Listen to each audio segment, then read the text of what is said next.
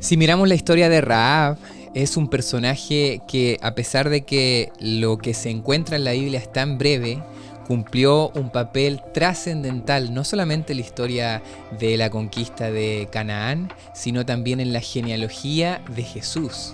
Así que vamos a estudiar un poquito de su historia y cómo podemos aplicar los valores que encontramos allí en nuestra vida actual. Bienvenidos a Comunidad en Estudio.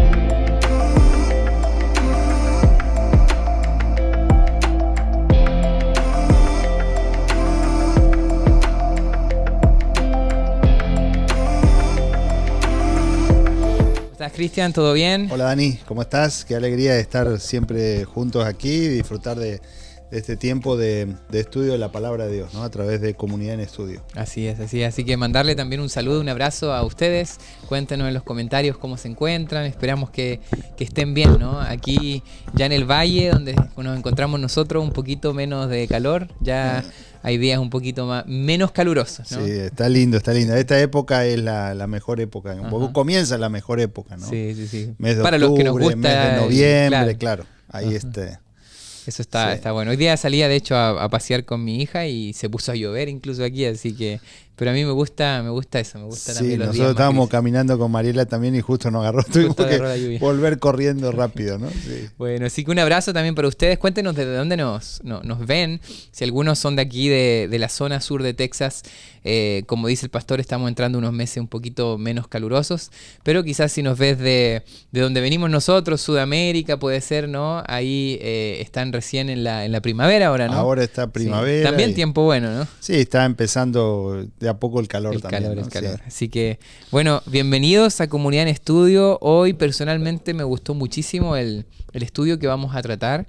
Creo que hay mucha riqueza en el episodio que vamos a estudiar, en los episodios que vamos a estudiar aquí de la vida de Josué y cómo ha sido esta conquista de la tierra prometida, ¿no? Así que quisiera empezar por el texto principal, que está en Hebreos 11, ¿no? Yendo al Nuevo Testamento, que se habla de Rahab, ¿no? Por la fe, dice, no pereció la prostituta Rahab junto con los incrédulos, porque recibió en paz a los espías, ¿no? Hoy vamos a hablar acerca de sorprendidos por la gracia. Yo creo que la gracia de Dios siempre nos sorprende y yo creo que en la Biblia, a pesar de que estamos leyendo historias tan antiguas y muchas cosas quizás ya no aplican a hoy, como lo es la esclavitud, esta violencia que encontramos ahí, hay elementos que nos hablan de un Dios que trasciende nuestras limitaciones, ¿no? Que trasciende las cosas que nosotros mismos etiquetamos, encajonamos. Y estas vislumbres que vemos aquí, para mí son milagros y son muestras de que hubo un Dios que detrás de todo el caos que vemos en las historias del Antiguo Testamento, avanzaba con el ser humano pasos adelante, ¿no?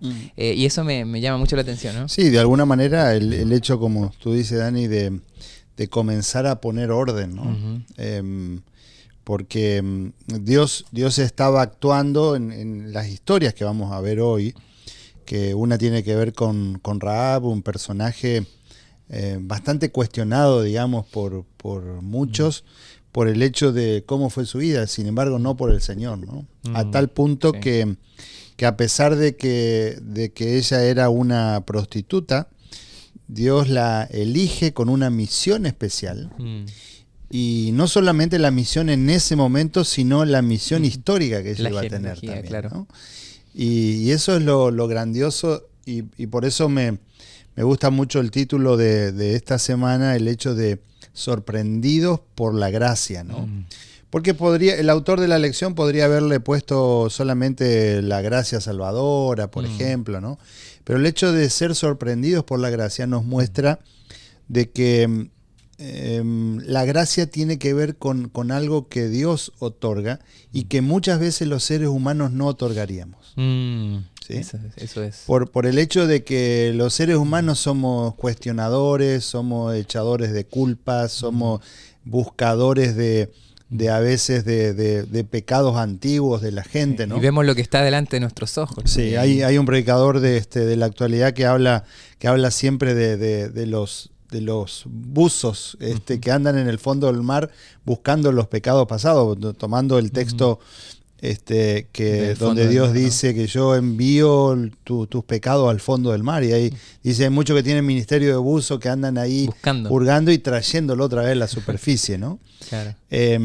Y eso somos los seres humanos. Sin embargo, Dios no actúa de esa manera, ¿no? Por el contrario.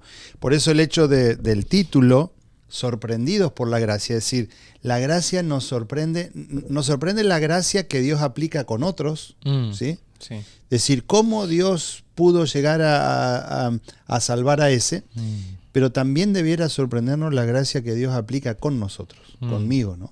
Sí. Porque a veces nosotros miramos solamente al terreno ajeno, pero decir, cómo Dios me está sorprendiendo con su gracia salvadora a mí, ¿no? Sí, correcto. Y la gracia viene de la palabra que es algo gratuito, decir... De regalo, ¿no? De regalo, ¿no? Lo he recibido por gracia, lo he recibido gratuitamente, lo he recibido como un regalo, no siendo merecedor de recibirlo, sin embargo lo recibo igual. Sí. Y ese es el amor infinito del Señor, ¿no? De hecho, esa palabra infinita, la gracia infinita, me gustó una línea ahí que dice, la gracia de Dios tiene infinitas posibilidades de sorprendernos. Y me gusta, así como tú dijiste, el título, porque nos sorprendemos por la gracia y nos seguimos sorprendiendo. La gracia de Jesús, que Jesús mostró, fue tan sorprendente, fue tan inesperada, que al final muchos no pudieron soportarlo y quisieron destruir a Jesús, ¿no? Y vemos también en estas historias, nos da una vislumbre de cómo la gracia de Dios actúa como nosotros no actuaríamos, como tú dijiste, y como nosotros pensamos que Dios no actuaría. Claro. O sea, a veces nosotros ponemos a Dios en nuestros parámetros, en nuestras series de quizás categorizar moralmente las acciones o los actos que otras personas hacen, y nosotros decimos, bueno, Dios actuaría de tal forma. Pero su gracia siempre nos sorprende infinitamente, ¿no? Sí. Y eso es lo que vamos a estudiar hoy. Miren, lo primero que se habló en este estudio es ese Dios de las segundas oportunidades. Sí. Josué estaba intentando de penetrar de alguna manera la tierra prometida. Me imagino que no era tarea para nada fácil y había tenido ya un fracaso, ¿no? O algunas... Se había dado cuenta que no era fácil, ¿no?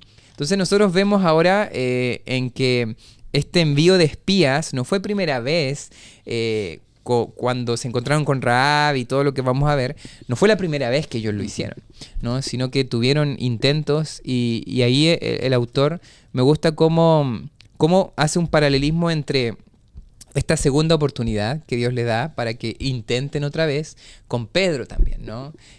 ¿Cuántas veces nosotros también somos así? Que intentamos ciertas cosas, nos va mal, o prometemos ciertas cosas, pensamos que por ahí era el camino, y de alguna manera por las consecuencias, por lo que vivimos, nos encontramos con las puertas cerradas, o nos encontramos que simplemente nos equivocamos, ¿no? Pero Dios es un Dios de segundas oportunidades, y no solo segundas, terceras, cuartas. Eso yo creo que debería hacernos sentir muy, muy gratos, ¿no? Y eso habla de la gracia de Dios también, claro, ¿no? Sí, nosotros podemos aplicarlo esto a dos caminos, ¿no? Uno tiene que ver a veces con el éxito en lo que emprendemos, ¿sí? Decir, por ejemplo, bueno, me propongo estudiar algo para llegar a tener una profesión, o me propongo algo en un trabajo, y entonces bajo la circunstancia de lo que Dios permite que yo pueda lograr o alcanzar, intento una vez, fracaso, pero me tengo alguna segunda oportunidad para esto. Pero también lo podemos aplicar en el sentido de las oportunidades de la salvación, ¿no?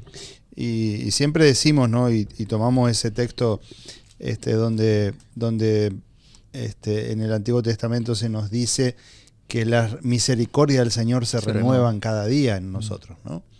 Y entonces podemos decir, Dios es un Dios de nuevas oportunidades, de segunda, tercera, cuarta, quinta, ¿no? Y eso aplicándolo a lo que tiene que ver con nuestra salvación. El Señor no quiere que nosotros tiremos la toalla tomando lo que tiene que ver con un lenguaje del box, ¿no? Del boxeo. No quiere que tiremos la toalla para decir, bueno, nos rendimos, sino por el contrario, que nos levantemos y volvamos a intentarlo. Y muchas veces el enemigo, cuando nosotros caemos, nos nos está hablando ahí, ¿no? Y nos está hablando, nos dice, mira lo que hiciste, tú te creías tal o cual cosa, eres adventista de tanto tiempo, eres cristiano, eres tanto tiempo conoces al Señor, eres un líder, ¿no? Eres un pastor incluso, y mira lo que estás haciendo, ¿no? Y el enemigo trata de dejarnos ahí tirados, tratando de hasta pisarnos la cabeza, ¿no? Claro. Figuradamente, ¿no? Pero el Señor nos dice, tú te puedes levantar y yo te doy una nueva oportunidad, como lo hizo, como tú decías, con Pedro y con tantos otros. Y ahí podemos comparar incluso, ¿no? La segunda oportunidad que Jesucristo le da a Pedro y la segunda oportunidad que le da a Judas, sin embargo, él no la aprovecha, ¿no? Y ahí tenemos uno que la aprovecha y otro que no la aprovecha. Sí. Y tomar esto de ejemplo, decir, cómo nosotros aún estando caídos, el Señor nos extiende su mano para que nos podamos tomar de su mano poderosa y nos podamos levantar en medio de esa situación, ¿no? Y esto es lo que pasa allí en aquel momento con el pueblo de Israel propiamente, que estaban llegando ellos a la frontera con Canaán, ¿sí? Hace unos pocos meses nosotros hicimos todo ese recorrido, que no es un recorrido tan largo, ¿sí? En poco tiempo se pudo hacer. Y ellos tardaron, así todo yendo lento, tardaron cerca de 2 años, ¿no? Pero sin embargo, en ese primer acercamiento que tuvieron allí a la frontera con Canaán, no pudieron entrar. ¿Por qué?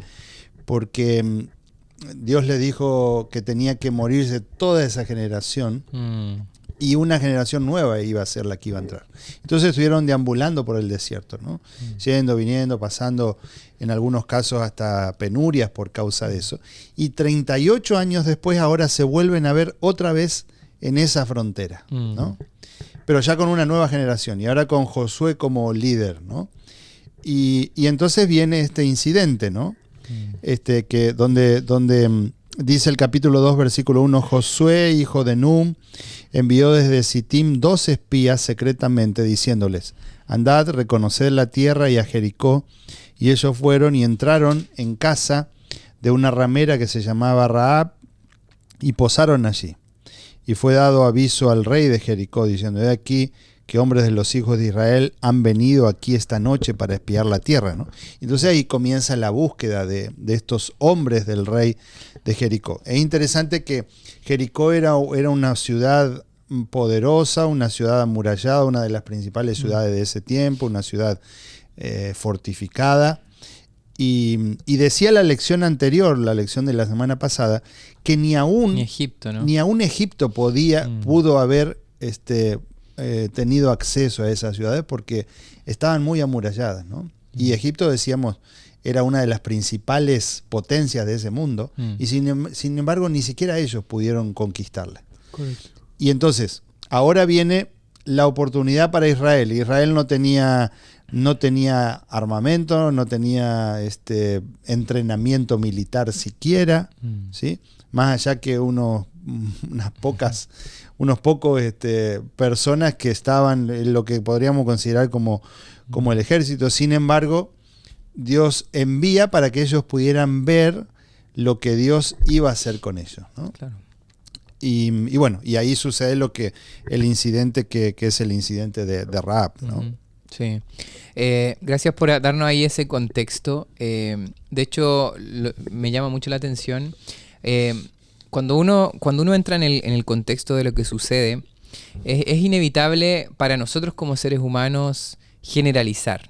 Los buenos, Israel. Los malos, Canaán, ¿no? Y todo este pueblo allí. Y irnos con ese preconcepto, ¿no? Y es por eso que me gusta mucho el lunes que vimos valor en lugares inesperados. Esta es una de las historias que nos demuestra que nosotros tenemos que cada vez más evitar etiquetar grupos de personas, ¿no?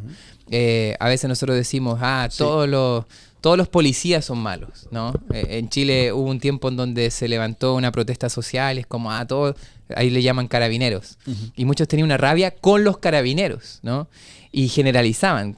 Y yo mismo era amigo de varios que eran gente muy buena, ¿no?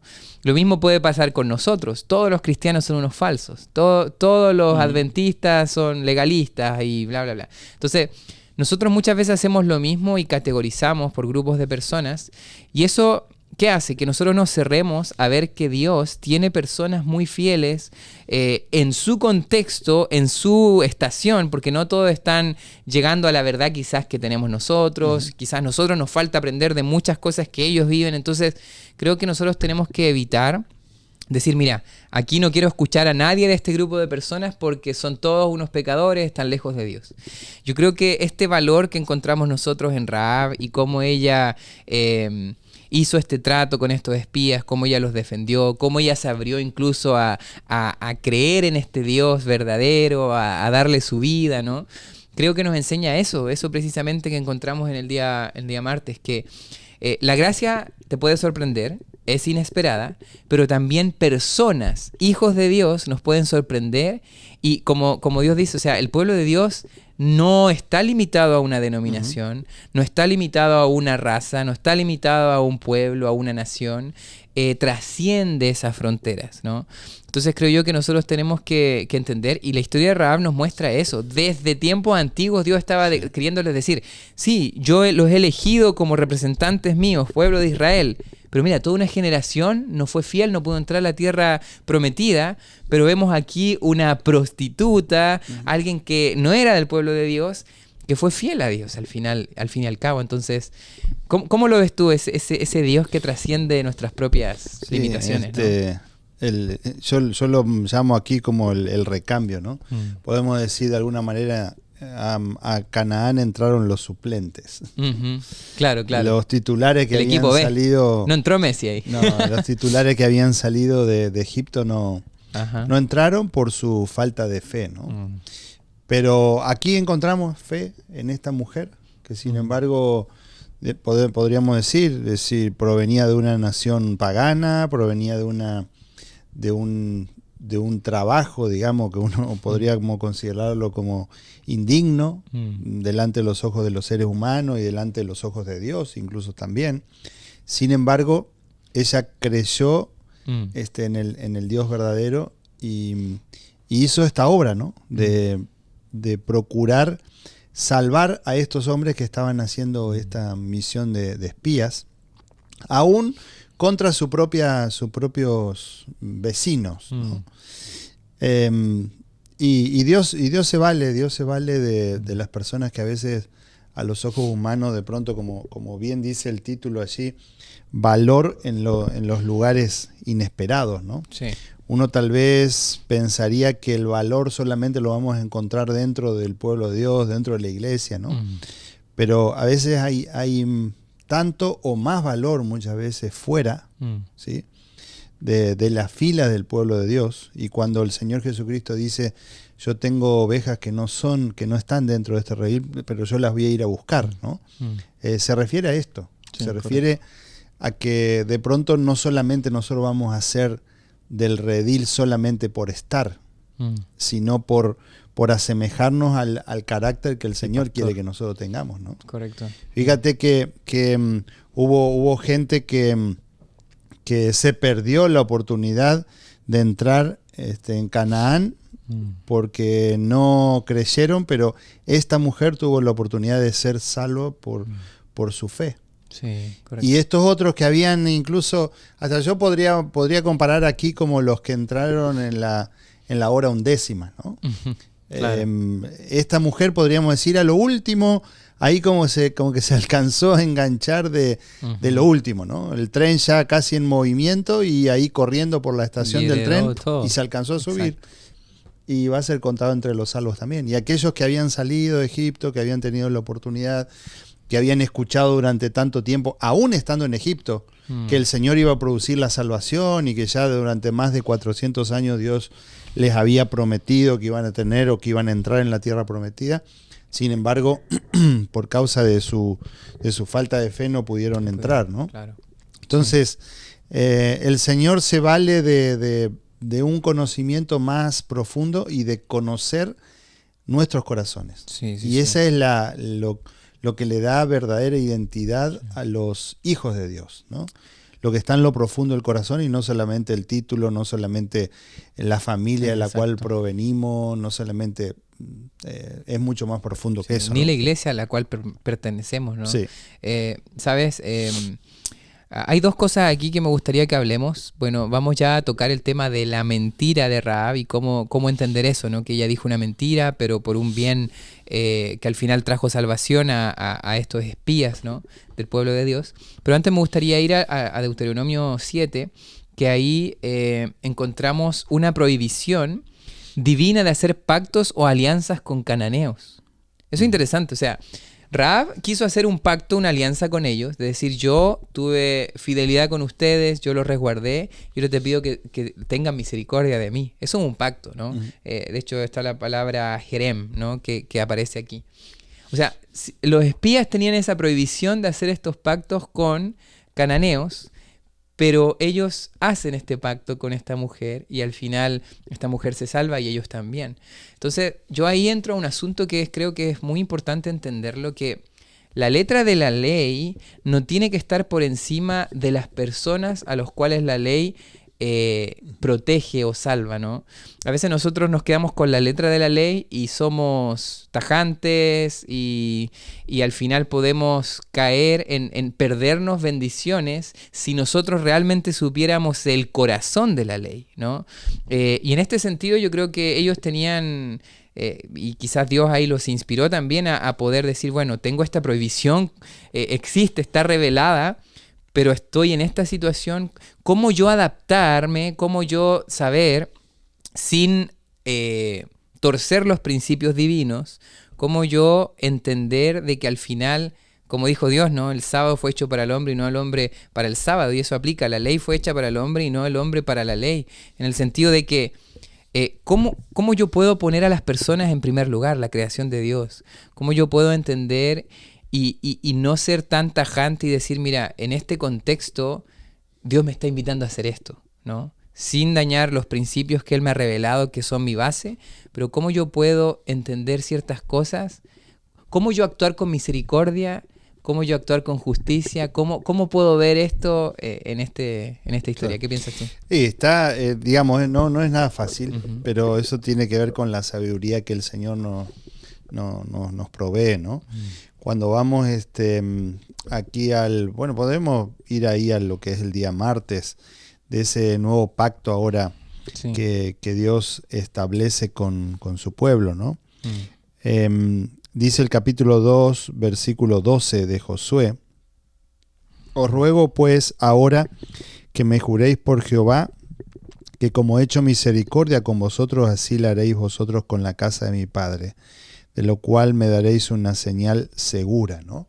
Aquí Rahab está pidiendo que ellos establezcan un pacto y que le den la seguridad de protección. Si vamos al caso, lo que tú decías, a veces, digamos, ¿qué limitación nos da la ley en esto? La ley de Dios. Porque Dios dice en su ley que no digamos falso testimonio, no mintamos, ¿no? Sin embargo, aquí la vemos a Rahab diciendo una mentira.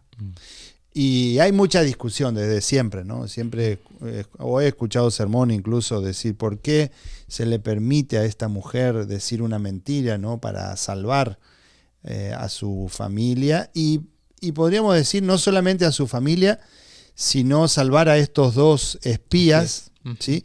Que iban a llevar el reporte después al pueblo de Israel para que el pueblo de Israel pudiera tomar posesión de Jericó, ¿no? Entonces, ella estaba cuidando a dos hombres, pero estaba cuidando de alguna manera a una nación que era el pueblo de Israel, y estaba cuidando a su propia familia, que le iban a dar protección después cuando ellos vinieran a tomar posesión de Jericó.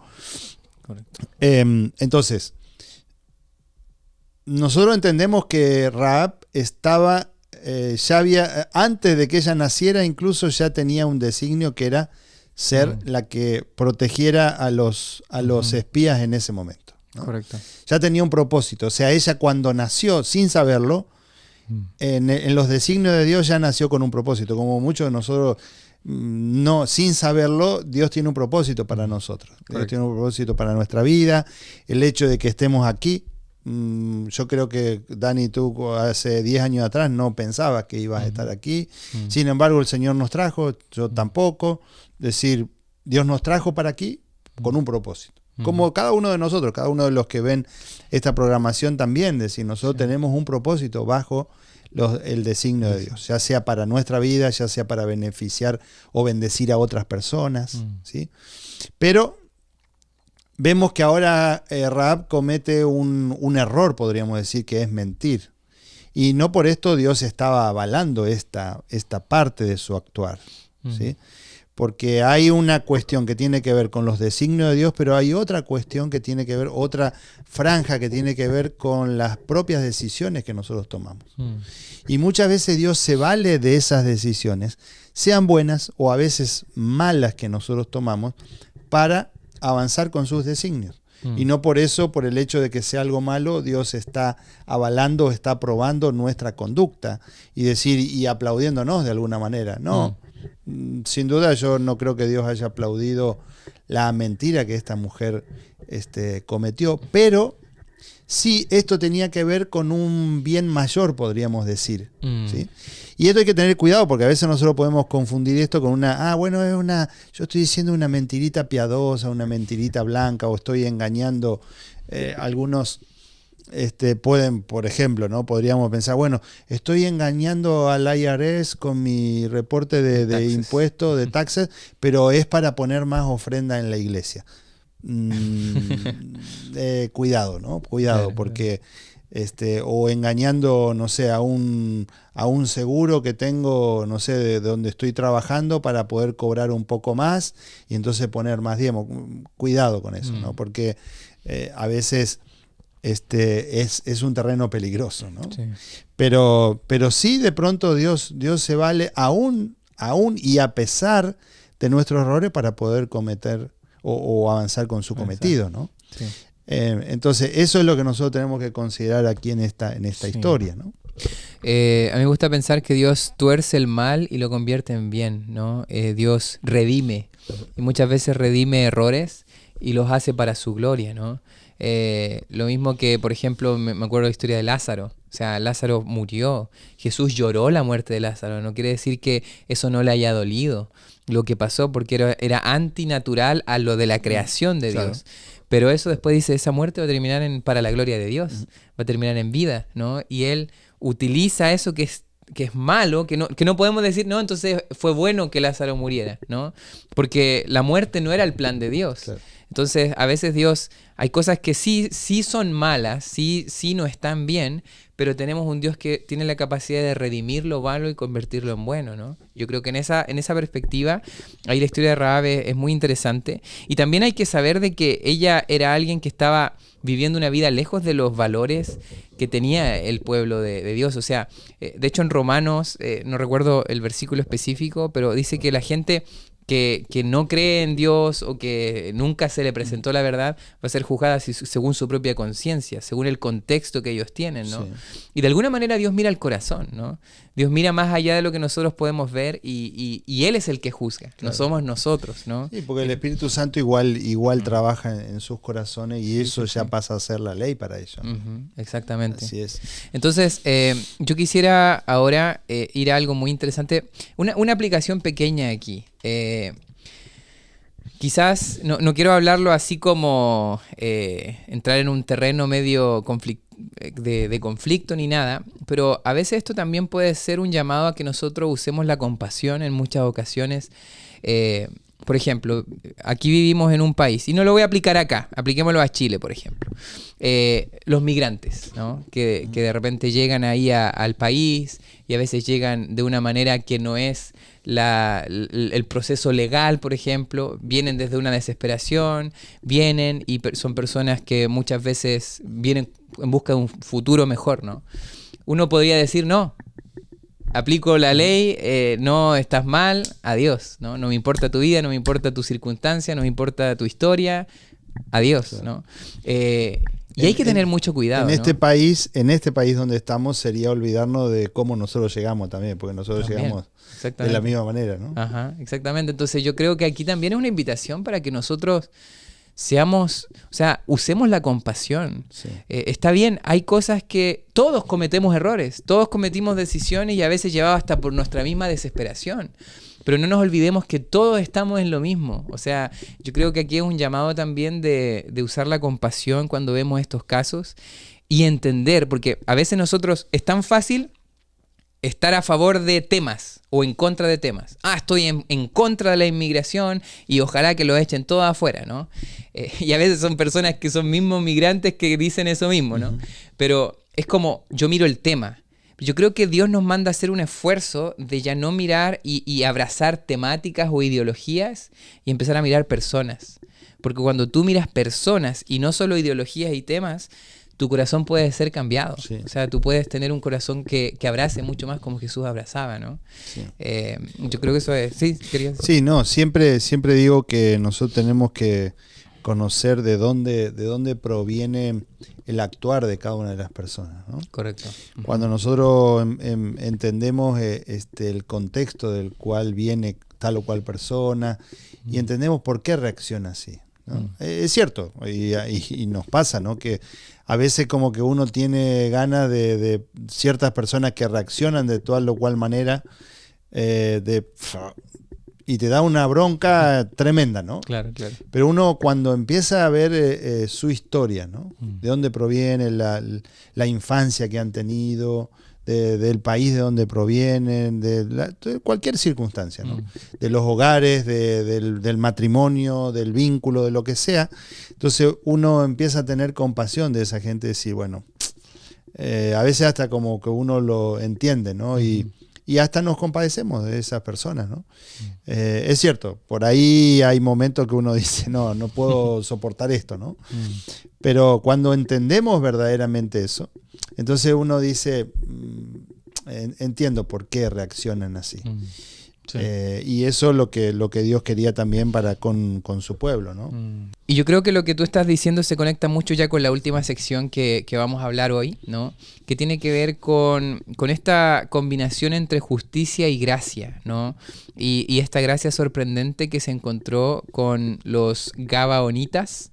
Lo pronuncié bien, ¿no? Gabaonitas, ¿no? Sí. Que me llamó mucho la atención la historia de ellos, ¿no? Porque ahí esta tierra prometida había separado en varias tribus, por decirlo así.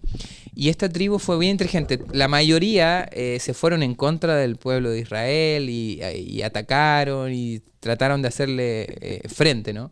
Pero los gabaonitas de alguna manera fueron más astutos, ¿no? Sí. Y trataron de hacer como una especie de trato, se hicieron pasar de alianza, se hicieron pasar como por personas que venían de afuera. Y Josué, y ahí, bueno, ellos hicieron algo que tampoco estaba bien, pero mintieron. Sí. Pero Josué también hace algo que tampoco estaba bien, porque aquí nosotros estudiamos que él de inmediato acepta esta alianza sin preguntarle a Dios, y eso estaba escrito. Cualquier decisión, pregúntale a Dios. O sea, ambos como que no estaban actuando según los parámetros de lo que Dios hubiera querido. Pero nuevamente este Dios increíble, nuevamente la gracia nos sorprende, porque de eso saca un futuro muy interesante para esta tribu, ¿no? Los Gabonitas, que se convirtieron incluso en personas que ayudaron a la construcción del Templo de Jerusalén. Que ayudaron, pueblo, ¿no? Que comenzaron a creer incluso y estaban incluidos dentro de lo que era la liturgia del templo y empezaron a creer en el Dios verdadero, ¿no? Entonces uno dice cómo Dios se valió aún de ese engaño que ellos mismos produjeron, de que no haya sido aceptado el pacto o no haya sido hecho el pacto de una manera adecuada, pero en respeto de ese pacto que el pueblo de Israel había tenido para con los gabaonitas, Josué decidió no hacerles daño cuando se enteraron de esto, ¿no? Correcto. Dice el capítulo 9, versículo 21 en adelante, dijeron pues de ellos los príncipes, dejadlos vivir, y fueron constituidos leñadores y aguadores para toda la congregación, concediéndoles la vida según les habían prometido los príncipes. Y llamándolo Josué, les habló diciendo, ¿por qué nos habéis engañado diciendo habitamos muy lejos de vosotros, siendo así que moráis en medio de nosotros? Ahora pues malditos sois, y no dejará de haber entre vosotros siervo y quien corte la leña y saque el agua para la casa de mi Dios. Y ellos respondieron a Josué y le dijeron, como fue dado a entender a tus siervos que Jehová tu Dios había mandado a Moisés tu siervo que os había de dar toda la tierra y que había de destruir a todos los moradores de la tierra delante de vosotros, Por esto temimos en gran manera por nuestras vidas a causa de vosotros e hicimos esto.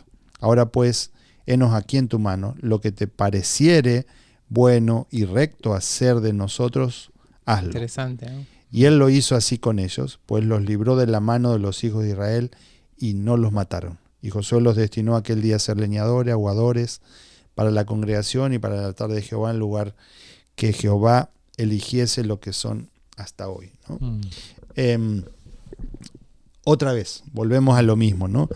Aún en medio de la mentira que ellos habían cometido, el error que ellos habían cometido, Dios se valió para que ellos ahora, y dice el texto, y bueno, y Elena White lo menciona también allí en algunos comentarios, que ellos aceptaron al Dios verdadero, ¿no? Y cuántas cosas a veces nosotros vemos a nuestro alrededor que de pronto puede ser que se inicien mal una relación inadecuada de pronto, pero sin embargo Dios tuerce las cosas o Dios acomoda las cosas de tal manera, no sé si tuerce porque no sería adecuada, pero Dios acomoda las cosas para que eso se transforme en una bendición, ¿no? Y aquello que empezó mal, de pronto Dios lo transforma en una bendición, ¿no? Correcto. Tú hablaste de un texto ahí de Ellen White. Me gustaría leer uno y ya con esto ir llegando al final, que está al final del día viernes y que me gustó muchísimo. Porque qué interesante, ¿no? A veces nosotros actuamos de una manera mucho más severa, mucho más justa humanamente, cuando vemos a un Dios que aún con todo lo que estamos viendo, que luchas y guerras, y muchos dicen, bueno, el Dios del Antiguo Testamento, un Dios tirano y todo eso que uno escucha, pero vemos aquí vislumbres de la bondad de Dios, de la compasión y la misericordia de Dios.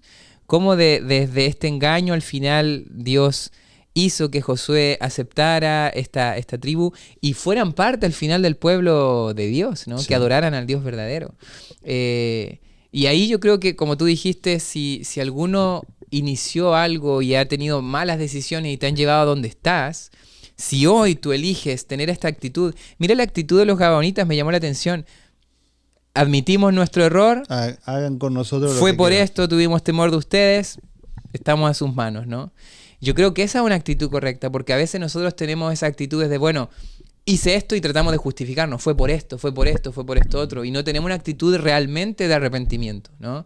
De decir, mira, tomé malas decisiones, Señor, acepto las consecuencias, haz conmigo lo que desees. Yo creo que esa actitud es el puntapié inicial, el primer paso para un futuro glorioso con Él. Pero si nosotros insistimos en justificarnos y nunca caemos en decir, Señor, estoy ahora en tus manos, quizás nunca vamos a tener un futuro realmente como Jesús quiere. Y ahora, el llamado es personal.